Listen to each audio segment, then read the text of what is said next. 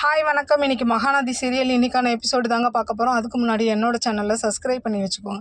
நீங்கள் பண்ணுற ஒரு சப்ஸ்கிரைப் தான் எனக்கு அடுத்தடுத்த வீடியோ போட மோட்டிவேஷனலாக இருக்கும். ப்ளீஸ் சப்ஸ்கிரைப் பண்ணுங்கள். வாங்க கதைக்குள்ளே போகலாம். இப்போ பார்த்தீங்கன்னா விஜய் என்ன பண்ணுறாரு, மறுநாளும் பாப்பாவையும் கூட்டிக்கிட்டு அங்கே காவேரி வீட்டுக்கு வந்துடுறாரு. இதை சுத்தமாக காவேரிக்கு விருப்பமே இல்லை. அவங்க அம்மாவை பிடிச்சி எவ்வளோ திட்டி பார்க்குறாங்க. ஆனால் அவங்க அம்மாவும் கேட்குற மாதிரி தெரியல.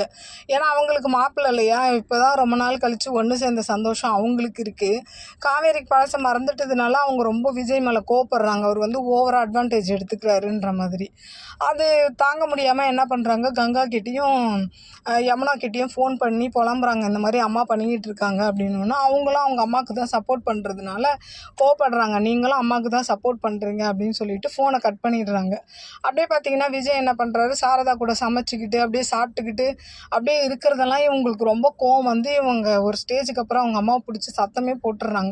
என்ன நீ மருமக பிள்ளை மாதிரி இருக்கு நீ ஓவராக இது பண்ணிகிட்ருக்க, அவர் யாருன்னே தெரியல, நீ என்ன அந்த ஆள் என்னமோ ரொம்ப நாள் பழக்கம் மாதிரி வீட்டில் சமையல் கட்டு வரைக்குமே சமைக்கிறான். ஒரு ஸ்டேஜுக்கு மேலே லிமிட்ஸ் வேணும்ல, அதெல்லாம் கூட தாண்டி அந்த ஆள் பண்ணிக்கிட்டு இருக்கான். நீயும் ஒரு மாதிரி வான்ற மாதிரி எல்லாமே பண்ணிக்கிட்டு இருக்கேன், என்ன இதுன்ற மாதிரி பிடிச்சி திட்டுறாங்க.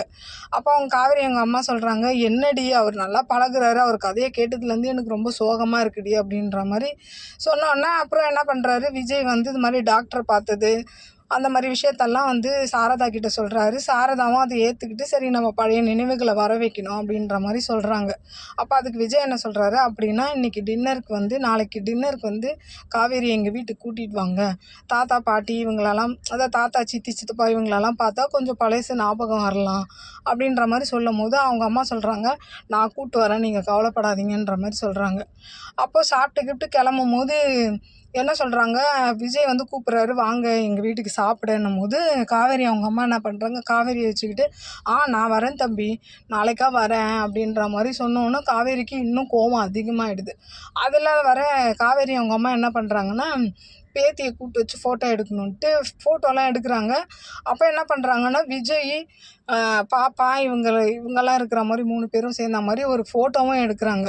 அது காவேரிக்கு பிடிக்கவே இல்லை சுத்தமாக, அப்படியே முறைச்சிக்கிட்டே நிற்கிறாங்க. அது சொல்லிவிட்டு இவர் என்ன பண்ணுறாரு, நாளைக்கு டின்னருக்கு வாங்கன்ற மாதிரி சொல்லிவிட்டு கிளம்பிடுறாங்க.